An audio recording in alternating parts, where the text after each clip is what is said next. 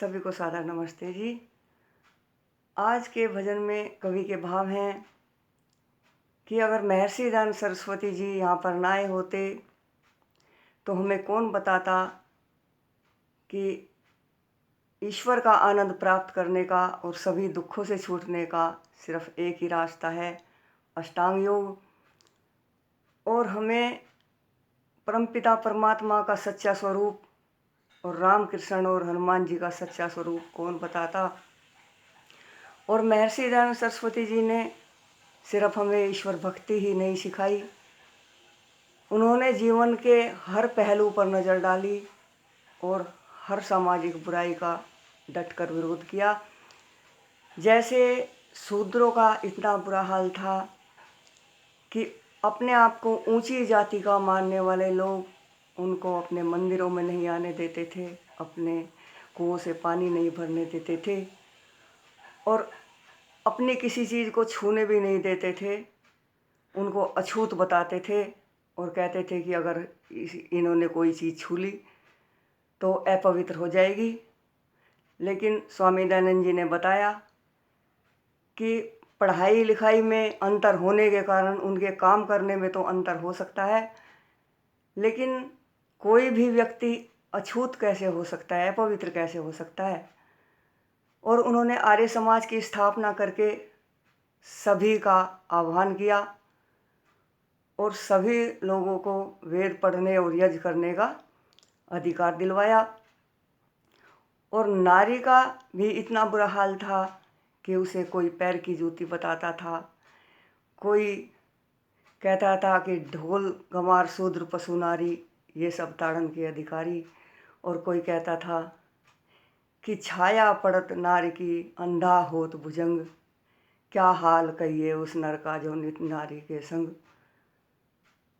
तो स्वामी दयानंद जी ने बताया कि नारी पैर की जूती नहीं, सिर की पगड़ी है, और बताया कि यत्र नारी पूजनते रमनते तत्र देवता, कि जहाँ नारी का मान सम्मान होता है वहाँ पे देवता रमण करते हैं, वहीं पे सब सुख शांति रहती है। उन्होंने नारी को वेद पढ़ने यज्ञ करने का अधिकार दिलवाया और बताया कि नारी पढ़ी लिखी होगी तभी तो अपने बच्चों को शिक्षित कर पाएगी। और अनाथालय खुलवाए, विधवा विवाह की प्रथा चलाई। नहीं तो छोटी छोटी बच्चियां अगर एक बार विधवा हो जाती थी तो उन्हें जीवन भर दुखों का सामना करना पड़ता था। उन्होंने गौशालाएं खुलवाई, गुरुकुल खुलवाए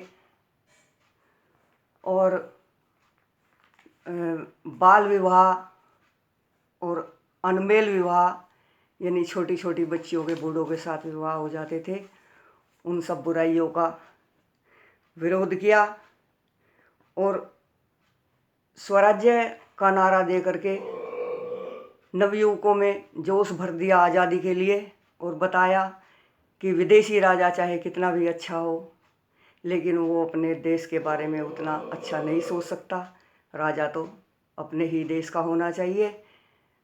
तो यही भाव कवि ने इस गीत में रखे हैं कि अगर ऋषि दयानंद ना आते तो हमें भवसागर से पार होने का रास्ता कौन बताता। तो आइए सुनते हैं कवि के भाव। ऋषि आते जो यहाँ ना, ऋषि आते जो यहाँ ना, हम पार कैसे होते, हम पार कैसे होते। पढ़ने के वेद हमको, पढ़ने के वेद हमको, अधिकार कैसे होते, अधिकार कैसे होते। ऋषि आते जो यहाँ ना, जिंदा तो थे जहाँ में, जीने का हक नहीं था, जिंदा तो थे जहाँ में, जीने का हक नहीं था। हक अपना मांगने के, हक अपना मांगने के हकदार कैसे होते, हकदार कैसे होते।